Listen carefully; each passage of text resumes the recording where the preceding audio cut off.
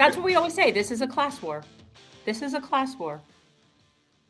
If there is a priority that I think most of us agree on, it is single payer healthcare.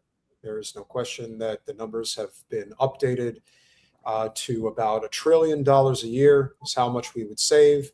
And we would save roughly 115,000 lives per year just by having full coverage. Nothing more. That's not even getting into the logistics about proper health screenings, mental health screenings. I mean, suicide, I think, is the #1 cause of death in the United States. Wow. There's no question that the biggest issue that I see in this country when it comes to our health is lack of mental health care. And so having a single payer healthcare system with people's ability to actually go and get therapy and do the things that they need to figure out how to, better themselves and deal with their issues is something that, among many reasons is what we need. Now, obviously, something very significant is about to happen. Evidently, Luigi Mangione, who obviously is somebody we've paid very close attention to, is intending to plead guilty to the murder of the former CEO of United Health. We don't know for certain if this is what is or is not going to go down, but he is expected to plead guilty in the New York federal case. The trial is set to begin next month. Mangione's state case in connection with the fatal shooting of United Healthcare CEO Brian Thompson. How do you ultimately see this unfolding? And is this going to hurt the movement in any way, or do you think this is just going to enrage people on the premise that he's admitting guilt? And wait. Before you get into that, you need to understand the strategy here. So if you're not going to, yes. So my understanding is that this is so in trade that they're going to drop the state cases. Okay. So what this is going to do is it's going to change the entire dynamic of what kind of trial we're looking at here. You're not going to be dealing with the circus that you're going to have that you would have in a state trial. It's not going to be the same kind of thing. So we need to understand why, and then wait and see if that does actually happen, because it hasn't happened yet. So yeah. I don't know, but there is a strategy to this that involves trading off the state cases. And all I know is his attorney is brilliant. She's brilliant. So whatever this is, that's why I wanted to bring it up, because I wasn't 100% certain. I'm just understand that there's a strategy here. Yeah. Yeah. Ben, can you scroll down for a minute, please? Caleb, how do you see this kind of unfolding? Because I think the assassination really woke a lot of people up to the realities that if you think it's going to stop here, it's not. More and more people are going to get to a point. We were talking before about what's going on the USS Lincoln and the fact that you have, Navy cadets jumping ship, literally. At what point do people just say, well, I can't vote my way into a single payer healthcare system. So what can I do to force the powers that be to get us the healthcare system that every major developed country on earth has? So my view of the Luigi Mangione case is a little bit different than your standard, view in these spheres. In that, first of all, I have my doubts about his guilt. I look at the details of the case and I'm thinking, okay, this guy, you're telling me he's so good. He got all the way into Manhattan. He pulled off a shooting. He had the bullets decorated, everything, got all the way out of Manhattan, which is one of the most surveilled and highly policed, parts of the country, got all the way to Altoona, Pennsylvania, and then was so stupid to leave his manifesto on the table. Something doesn't add up about that. I have questions there. I'm not a forensics expert, but, and then some of the other issues there. But my main concern with Luigi Mangione is, I hate to be a stickler here, but what we need to get national health care and the health care that Americans deserve is not isolated lone wolf acts of terrorism. It's a mass movement, right? And that I look at what the CIA did with the years of lead in Italy, where people were getting assassinated by the Italian social movement on the far right and the Red Brigades on the far left. And I look at that and I look at the response to the murder of Charlie Kirk, and, the way there was all kinds of people that were celebrating it on the one hand, and then there was all kinds of people on the right that were saying, oh my God, the left all wants to kill us because these people are celebrating. And I feel that urging and encouraging people to engage in political violence is not the answer. And that's kind of a confusion. A lot of people think that socialism or revolutionary movements are about violence. That's not the case. We want a peaceful transformation. We'd like to move toward a peaceful transformation toward a society where the people come first. But we have the understanding that the rich and powerful are going to do everything they can to stop it. And as much as they claim to believe in democracy, when mass movements emerge that demand such things, they tend to get violent and move towards suppressing people's democratic rights. And at that point, we're Americans. We have the Second Amendment right to defend ourselves. And it may come to a point where the Americans have to defend democracy, with arms like Abraham Lincoln did. Those slaveholders didn't want to follow the Constitution and didn't want to recognize him as president because it was a threat to their property. So they, were violent, and Abraham Lincoln then defended democracy and built a huge coalition that included Harriet Tubman as the first woman to ever lead U.S. soldiers into battle, that included, Marxists like the Ohio 9th Infantry Regiment and the labor movement and Frederick Douglass and others. And they had a revolution. The U.S. Civil War was a revolution, but it was that people had tried to move peacefully to not even abolish slavery, but to just restrain the power of the slaveholders.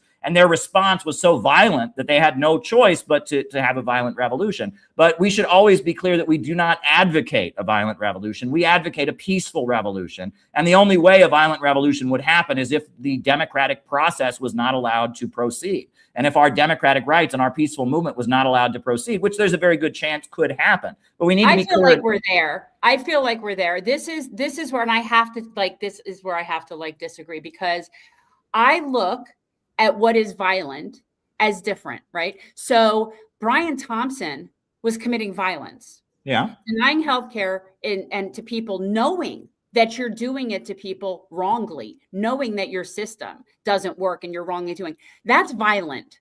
Yeah. So to me, Luigi Mangione is defense of self, defense of others, if it is him. And I agree. I mean, it's got Patsy written all over it too, right? Like that's the side issue. But even just this premise, it's like, that is not, the level of violence in a society is determined by the oppressor, not the oppressed, right? So that's where we're at. And you're not going to find, I don't think you'll find 12 jurors to convict him. And while you were saying that, I also realized something else. I think I now understand what she's doing, because if she gets the state cases dropped and they focus on the federal case, which is exactly what went down in Pennsylvania, because now you're talking cross state lines. So that's the federal case.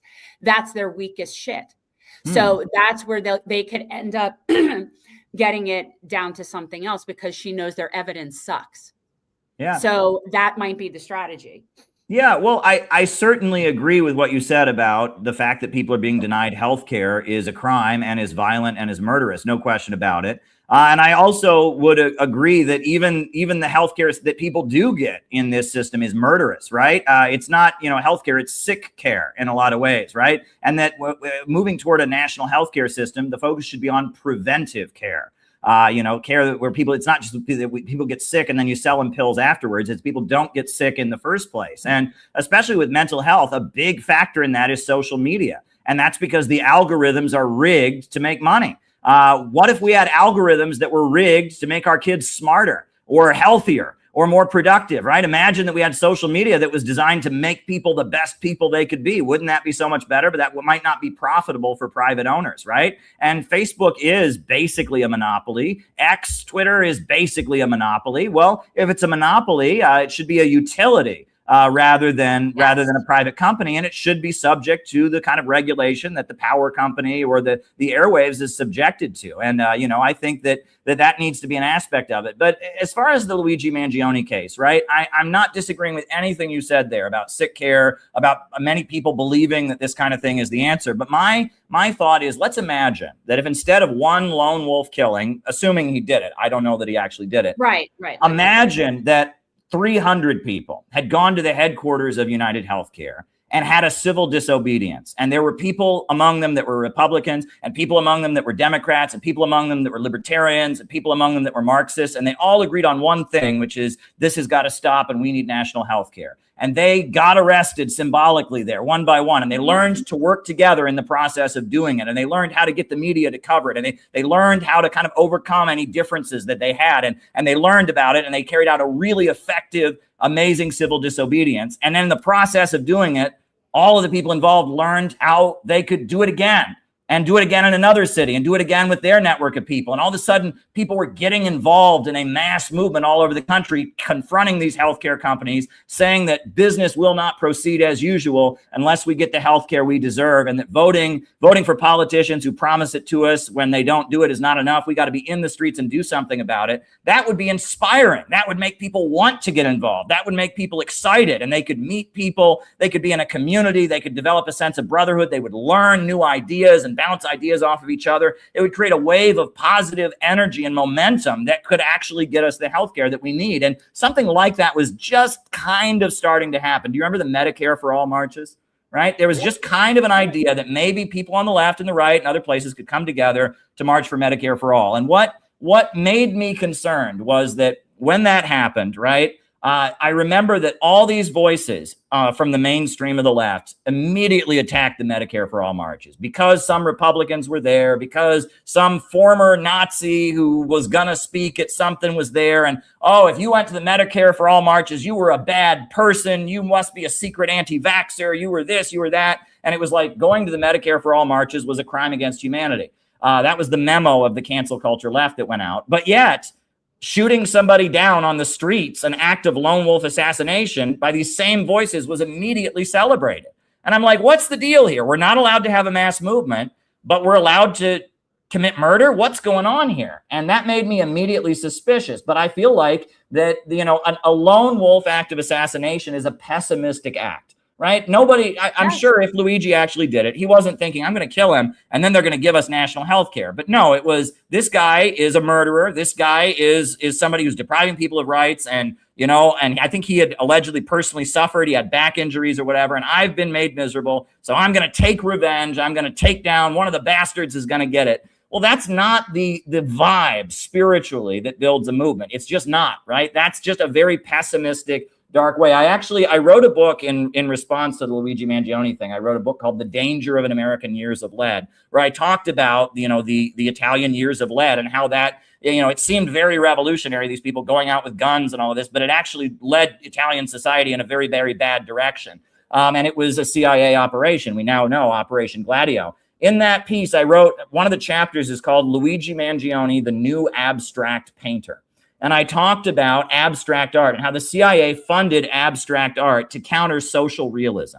There was a school of art called social realism that celebrated ordinary people, celebrated labor unions and mass movements. There's beautiful paintings, in the Kansas State Capitol building. There's just a beautiful painting of John Brown, the abolitionist, holding a rifle above his head. There's beautiful murals. You go to the International Longshore Warehouse Union Hall in San Francisco, just beautiful murals of working people, black and white, together, standing against imperialism and all of that, right? And that was social realism, and the CIA hated that. And so they funded abstract art because abstract art doesn't make you feel confident. It makes you feel confused and disoriented. There's all kinds of stuff about, there was a great essay a few years back about, it's called How the CIA Flattened Literature. Right. And that it used to be we had popular writers that everybody read, like John Steinbeck, for example. Right. That everybody read. Right. That people read them, but they promoted high art that was really teaching people philosophy. And now we have a whole lot of very highfalutin literature that only literature professors in college read, that nobody else reads. And we have, Harry Potter and 50 Shades of Grey. We have, kind of pulp for the masses. And then we have stuff that is, for academics and all of that. That's the kind of polarization we don't need. We need high art for the masses. And the CIA with their, operation, the Congress for Cultural Freedom operation, where they started subsidizing experimental music and abstract art and all of that, they got into a situation where, quote unquote, high art is funded by these think tanks. It's not stuff that people actually want to look at. And all the masses get is this kind of cheap commercial pulp. We don't have high art for the masses that inspires them and makes them feel confident. Beethoven, you listen to Beethoven's symphonies, right? I mean, Beethoven was the first commercial artist, right? And he wrote high art for the masses that inspired people. And William Shakespeare, right? Yeah, it was one of the first. It was very similar, right? In that he was producing plays to be seen by the people that had very powerful messages, right? It wasn't like you just had crass stuff and then you had stuff that the elites wanted to see. You had high art for the masses, inspiring people. That's what we really urgently need in our time. We don't need the pessimism of just kind of vengeance. Well, this attitude, well, my life sucks, so there's somebody out there that I blame for it, so I'm going to hurt them on my way out. That's just not what I want people to have, right? Yeah. However, and this is something where JFK was very prophetic, where he said, if you make peaceful revolution impossible, violent revolution becomes inevitable. And Jen has been saying for a decade that your peaceful revolution was Bernie Sanders in 2015 and 2016.